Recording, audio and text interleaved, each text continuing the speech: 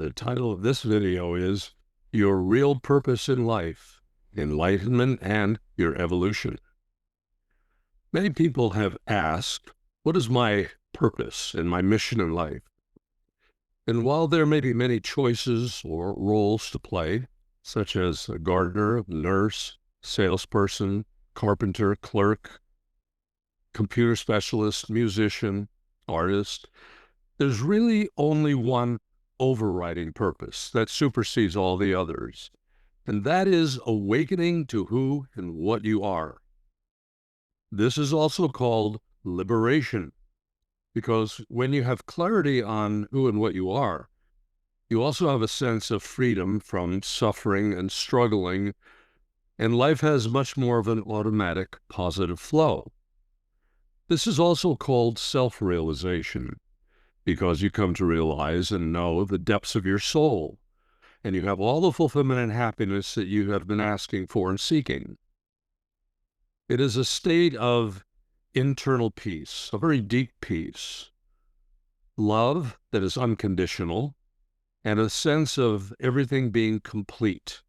And it totally eclipses what you thought you might have been seeking through power and control or possessions or recognition. Another word that is commonly used to describe what I'm talking about is enlightenment, which is also the topic of my book, The Handbook for Enlightenment and Ascension. And I'm going to go through some of the deeper concepts that I bring out in that book. It refers to an emergence of awareness and realization of your deepest truth. Whether people realize it or not, and most do not, the shift in consciousness called enlightenment is the goal of human life, whether you're talking about the individual or the entire human race. When you make the shift into an enlightened awareness, you feel like you're waking up from a dream, and hence the term Buddha means awakened one. Essentially, enlightenment is an awakening to who and what you actually are, below all of the projections of the personality. For one who has not experienced this yet, the statement doesn't even seem to make sense, because people would say, what do you mean awaken? I'm awake. But what they may be awake to are the many masks that they wear or the roles that they play, like an office worker, a carpenter, a teacher, or whatever it might be. But awakening in the sense of enlightenment is something a whole lot deeper, and yet in some ways it's actually simpler. It is who you are below the surface, and it is clearly a different state of consciousness, which is not quantifiable by any kind of scientific analysis. Therefore, it's not understood by most people because they have no reference for what they've not yet experienced themselves. So realization of this is my mission in life. It's my greatest wish for you, and it's what I've dedicated myself to helping you accomplish. In the past, enlightened awakening has been imagined to be reserved just for monks and mountain retreats, but it's actually far more accessible than you might realize. You naturally think that you have a sense of knowing who you are, right? You see yourself in a mirror each morning. You recognize that form that you see, but you probably don't usually give a lot of thought to who it is living inside of that form. But enlightenment is awakening to the consciousness underlying all the form. Enlightenment is also a developmental process. It is not a one-time event, although for some people it does seem to sometimes be that way. But for most people, it's over a period of time, and there can be significant awakenings, or what are sometimes called epiphanies, all along the way. As you look at the universe and all life in it, you see that everything is in a process of becoming something. Nothing is static. The latest insights from quantum physics indicate that there's an infinite number of universes which are in constant creation and evolution. And you and I are part of this creation and evolution. You learn and grow and evolve in each lifetime. And by virtue of what you already know and what you can observe, you can know there is a process of your unfolding and evolution that has gone on for quite a long time and will continue forever, because that's the very nature of the universe and existence itself. And it is my view that you are now only beginning to scratch the surface of what lies ahead for you. I think there's a lot more ahead of you than is behind you. And enlightenment is just a word for that process that you are already undergoing. Now, here's where I address the subject a little bit differently from traditions. I have something to add to traditional views of what enlightenment is. And I refer to the second aspect of the enlightenment process as vertical evolution or vertical enlightenment, which is what continues after horizontal enlightenment. And most traditions regard that as the end of evolution, human evolution, that they regard that as full enlightenment. As I experience our existence, I perceive horizontal enlightenment as the full dissolution of the ego personality and the full realization of non-duality. And that means complete release of all attachments and all identifications. And I see this as the place of clarity, from which continued existence goes on as long as a person has an interest in doing so. So if you have curiosity and you have interests, there are virtually infinite areas to explore, infinite adventures to have, with the full realization that you're not separate. You can still have unity consciousness, but yet you retain your individuality that you were originally created with. A long time ago, there was a soul impulse that emanated from the source of all. This is where you and I began.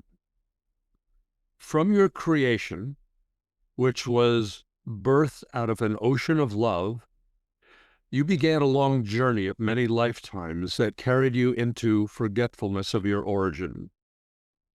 Well, eventually you found your way into this life, on this planet, from which the truth of your origin and the direction of your evolution has been concealed. And in many cases, you even forgot to search for these answers. But now you're listening to me explain your existence and the journey, which is an upward one, freeing you from the difficulties and challenges that you've experienced along the way. And it's taken me an entire lifetime to sort through all of the many blind alleys of deception and the illusions that have been put before all of us to try to discover some very basic truths about our lives. We have a potential to evolve far beyond the mundane and challenging lives that we've been living on planet Earth. And I think this is what Jesus referred to in John 14:2 in the Bible. He said, "In my Father's house are many mansions, and if it were not so, I would have told you." Now, I am aware that I'm describing somewhat of a postmodern view of enlightenment that breaks from the traditional views that enlightenment ends with non-dual awareness and merging with the ocean of consciousness. But my observations of our evolution includes that experience, but it doesn't end there. And I believe that this view that I came to realize about 20 years ago while I was in a very deep meditation is also something that some others have discovered. So I'm not claiming this as some kind of a unique realization, but I've very rarely heard anybody talk about it or explain it. And so this is a piece that's missing from the commonly held traditional explanations of a human evolution and what enlightenment is. So a person may choose to merge into a transcended, undifferentiated consciousness, which is the way enlightenment is usually described. This is also referred to as non-duality, and resulting in absorption in the ocean of consciousness. after the ego is fully extinguished. But here's what to consider. Everything came into existence because there was a desire from divine source for things to exist. In other words, there is a creator at the source that wanted you and I to exist, as well as everything else. And the creation was designed to have a nature that is ever evolving. So even if a being chooses to merge into complete absorption in the ocean of consciousness, the creation still continues to exist. And there are desires that arise in the creation for an evolution of consciousness. And I believe this represents the unfolding of our human potential in all aspects of our existence and extends our evolution into an infinite future. There are vast universes in creation that can be experienced. And in my way of realizing this, I take this into account. There is an impulse from the infinite to give rise to continuous creation and ongoing evolution. In an attempt to further clarify the experience of horizontal enlightenment, other words have been proposed, such as awakening, liberation, self-realization, God realization, and non-duality. These give further explanations, in a way, to various aspects of the expansion of consciousness. But adding to this list, and in more contemporary times, is the term ascension, which refers to raising of consciousness. But it also includes what I've been describing as vertical evolution or vertical enlightenment. And here's why. For those who have contact and communication with beings much higher in evolution than what we see on Earth, we have to ask, how did they evolve to such a high state, far beyond what most humans have any awareness of? I'm speaking of those that we refer to as ascended masters. And there's also higher dimensional beings that we have very little knowledge or awareness of. But they've been reported by many people. Well, obviously, they have evolved somehow, somewhere, and there are a lot of stories of advanced beings showing up in Earth's history from time to time. How did they get there? Where did they come from? How did they become advanced beings? Well, clearly, human potential is more than is commonly believed. I'm not going to go through a lot of detail about who all these other beings are, but I've encountered a number of groups and beings far beyond human evolution.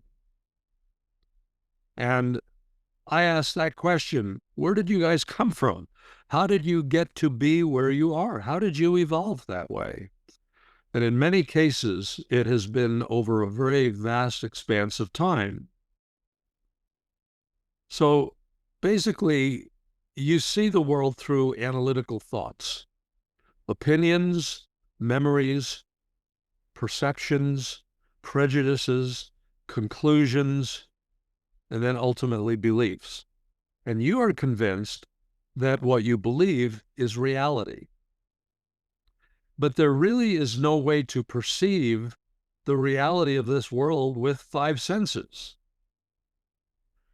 What you see in a view is not necessarily what is in a view.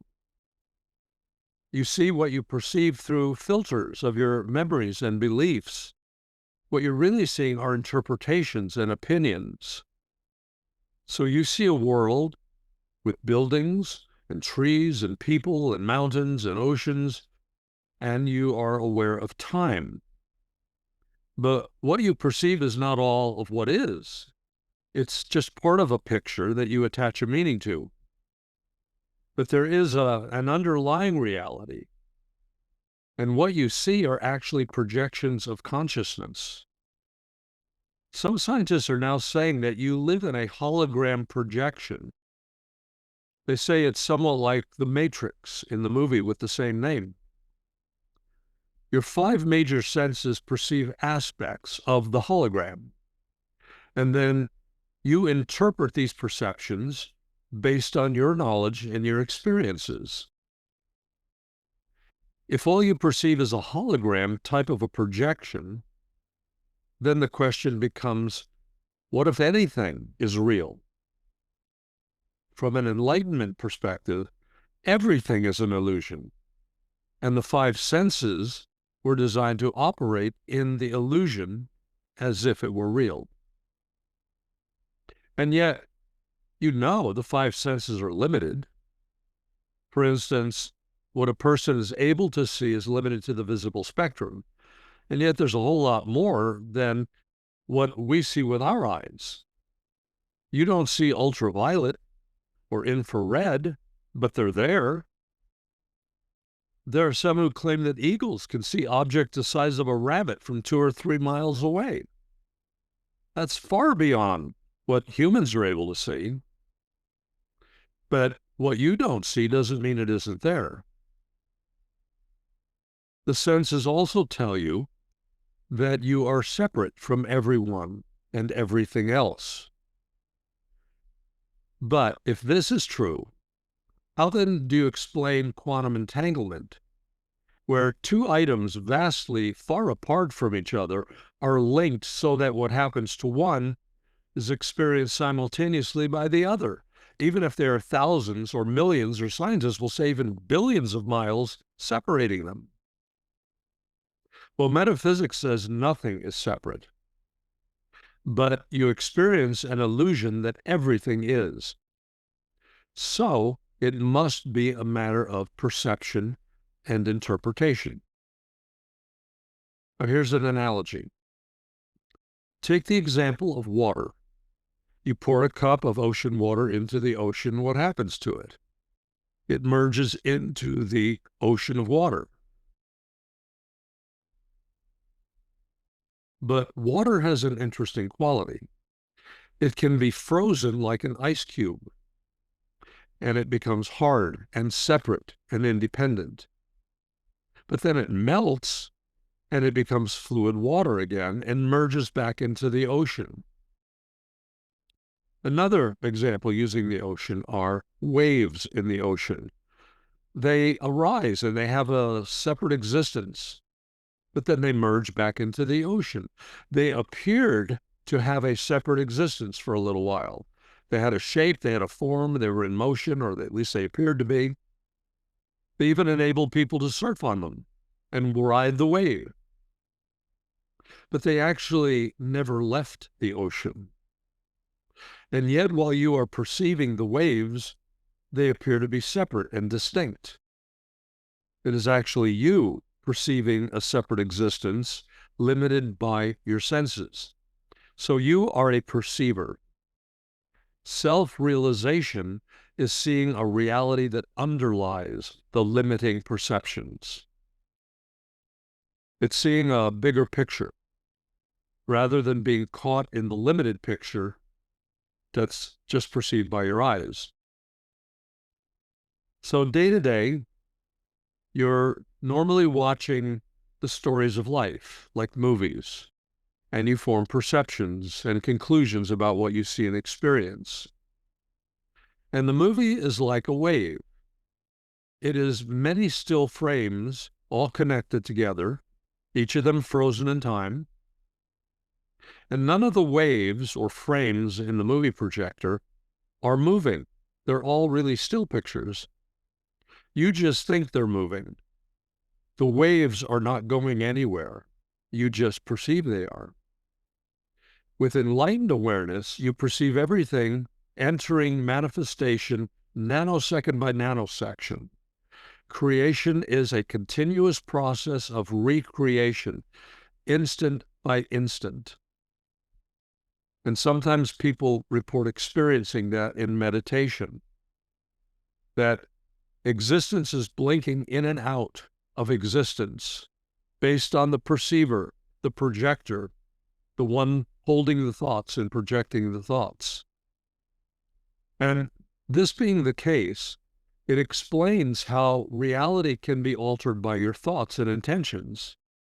If it's coming into existence every instant, then that means your thought can alter the perception in an instant. So you can shift timelines of probability by shifting your consciousness in relationship to what is being perceived. And theoretically, this makes everything possible, although it's somewhat limited by the degree of commitment that you have to the world of the senses, which seem to create limits, which are not even actually there. So everybody's life is composed of ideas, stories, mythologies that are constructed by the perceptions of the participants as if they are real. But actually, everybody's wearing a costume, and they're believing that what they think they are is what they are. And all the costumes were created by thoughts, and it's thoughts that brought everything into existence. The participants have effectively created an illusion and lived their lives like the illusion is real. Consciousness is the stage where the projections are played out. So you can think of it like a stage, like if you went to a play, and the stage when you arrive is actually empty. In terms of consciousness, it's referred to as a field or a matrix, and it is what sustains all of the projections. Now, knowing this is a great secret, but it's also a very important key to breaking free from the illusions. Within you is a consciousness of the source. The source is like a massive brain that holds all the thoughts of existence. Some call it the universal mind. And when you make a shift in awareness to the universal mind, you become the universal mind, and you take the mystery behind the perceptions and experience, and you see through them. You are then aware beyond the projected illusions. But I know it's very easy to get engrossed in watching the movies of your life, especially the ones that have painful emotional associations with them.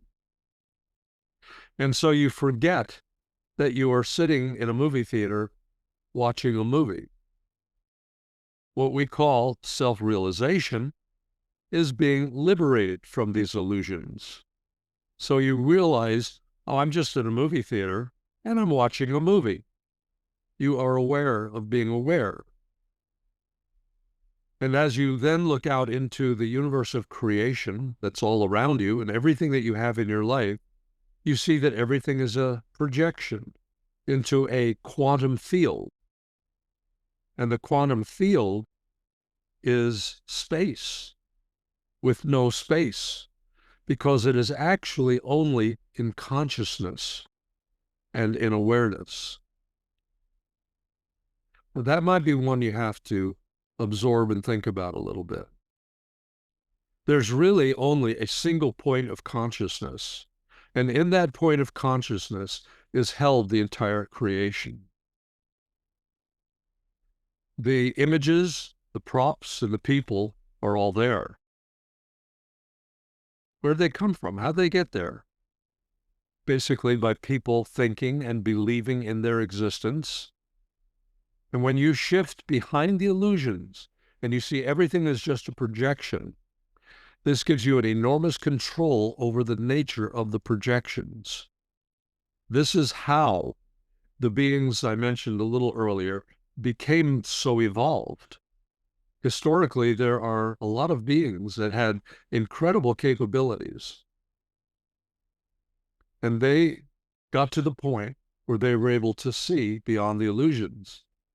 The difference when you wake up is that you see how people are creating their lives the way they are, and then you're in a position to be in conscious control of what you create.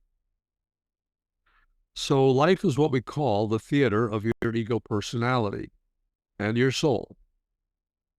And through a sequence of lives, you play different roles on different stages. At birth, you walk on a stage. At death, you walk off that stage and you enter another stage. Enlightenment is the waking awareness. You are watching wonderful movies and enjoying all of them in all of their wonderfulness. Liberation is knowing that you can go from one movie theater to another movie theater and watch a different movie if you decide to. You choose. Liberation means that you're able to make the choice rather than feeling like the choices are being made for you. So it's freedom. And as you awaken, you realize that you have drawn your own boundaries. And then you cried out at the confinement and limitations they posed. You see, you've been on many quests, many adventures, seeking answers, seeking love, seeking peace, looking for fulfillment of all kinds of dreams and hopes. The worlds you have lived in are houses of mirrors. They've been reflecting your perceptions, your opinions, your conclusions, your beliefs, and you've mistaken them all for reality. Now, besides all that, there is a deep soul memory still alive within you. It's like an ember under piles of ash. It's ready to come back to life again. It's ready to activate like a living flame. To experience this, which you could call a higher reality, the only thing that you have to do is surrender and give up what you've been holding on to and been attached to, what you've been stuck into believing is true and real. And what makes it seem so real is a lot of these things are painful. They're suffering, they're struggling, and you get absorbed in the energy and the emotion of the struggle. But really, they all got started in the past. And so at that point, they are just memories, memories that you attach meaning to and that you still believe in. And therefore, you act as though they are still happening in the present moment. And this is why so many of my programs and things I've talked about are about releasing the past. Because the past is basically a concept. It doesn't even exist. It's only thinking, perceptions, and beliefs that are the obstacles to the reality of your destiny. Only by changing the thoughts, changing the choices from the perceptions, what your mind constructs, shifting from the mind to the realizations of the soul, do you uncover all that you are seeking, all the answers to all the questions, and all cessation of suffering. This is what I do when I'm working with people, is I help them connect with the soul, and the soul dissolves a lot of those illusions. And most people will feel a sense of a lightening as the burden of all of the pain and suffering that they've been accumulating lifts off of them and dissolves. Because I know it's an illusion. I know it's just a created projection of their own mind. Since the key to these realizations lies with your soul, which is not limited by the senses, I'm going to have you repeat some words to yourself. You don't necessarily need to say them out loud, but it does help if you move your lips while you repeat these words. I ask the highest enlightened awareness of the soul to guide me, connecting deeper within. You see, what you seek is within you already. It's just at a deeper level than what you consciously normally think about. I ask the highest enlightened awareness of the soul to guide me, connecting deeper within.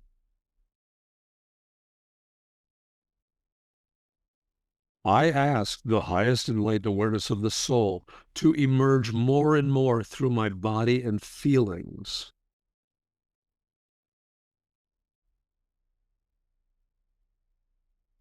I ask the highest enlightened awareness of the soul to emerge more and more through my body and feelings.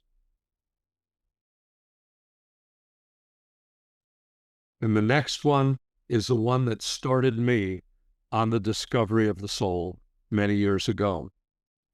I feel the highest enlightened awareness of the soul. I repeated that statement thousands and thousands of times before I actually felt anything. So even though you're saying I feel, don't worry if you don't feel anything. In the beginning, I didn't either. But eventually you will find there's something, a peacefulness, a lightening. Some people feel a vibration. Some people hear a sound like a ringing in their ears, which indicates an energy shift, a vibrational shift. And all the while you repeat these statements, you keep holding the intention to merge into the light energy and the sensations of the soul. That's what lives within you. It's most easily connected with through the heart center. I've mentioned this many times in many videos. And the most notable sensations are peacefulness. And the deeper you connect with the soul, the deeper you will experience peace. And of course, there are many other characteristics as well. You'll feel fulfilled. You'll feel satisfied. You'll feel even joyful and happy. You'll feel complete. So first, you request to tune into the soul and divine presence, and then you ask to merge with it. And then you allow sensations to guide you deeper and deeper into the perspectives of the soul. There's no wrong way to do this, by the way. You're simply asking to merge with your own soul. So of course it's going to respond to your request. It's you. But because the feelings are so subtle, they're not like what you feel with the five senses. You may not be aware fully of that presence, sometimes called just presence, sometimes divine presence. But just keep asking to merge with the subtlety of the soul. Eventually you will notice what I'm referring to. Sometimes I refer to that connection as dynamic stillness because it is very still. It is very peaceful and quiet. And yet you are surrounded with a vibrant energy field. I sometimes refer to this as the still point. As you keep tuning in to the peaceful feelings of the soul, you'll gradually find that you go deeper and deeper into the peacefulness. So give yourself permission to open to these feelings by saying, I surrender and open myself to the fullness of the highest enlightened awareness of the soul.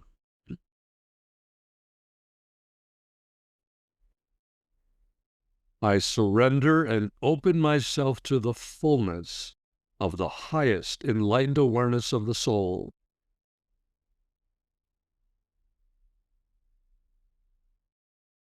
I open my heart to the full presence of the highest enlightened awareness of the soul. I open my heart to the full presence of the highest enlightened awareness of the soul.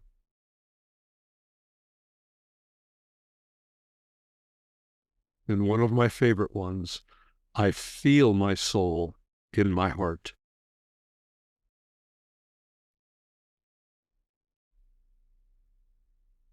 I allow myself to be absorbed into the divine presence.